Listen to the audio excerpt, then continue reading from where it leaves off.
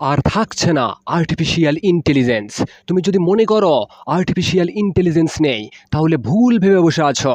কারণ এটা এমন এক প্রযুক্তি যা ভবিষ্যৎকে ঘিরে ধরে রেখেছে, বরং দিন দিন নিজেকে আপডেট করছে ভয়ঙ্কর রূপে। কিন্তু ভয় পাওয়ার কিছু নেই। ইআই যতই শক্তিশালী হোক, মানুষের সৃজনশীলতা এবং শিখার ক্ষমতা এখনও অমোঘ।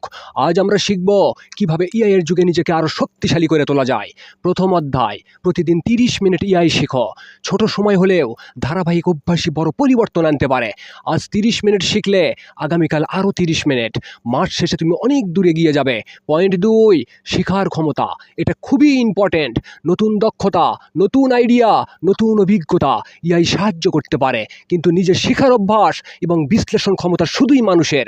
পয়েন্ট 3, ভুল ও অভিজ্ঞতা। ভুল করা মানেই ব্যর্থতা নয়, এটা হলো মানুষের শেখার সুযোগ। প্রত্যেক অভিজ্ঞতা তোমাকে আরও শক্তিশালী করবে। ইআই কোনো অনুভূতি বা শেখার অভিজ্ঞতা দিতে পারবে না। পয়েন্ট 4, নিজস্ব চিন্তাধারা। নিজের চিন্তা এবং সিদ্ধান্তই চূড়ান্ত।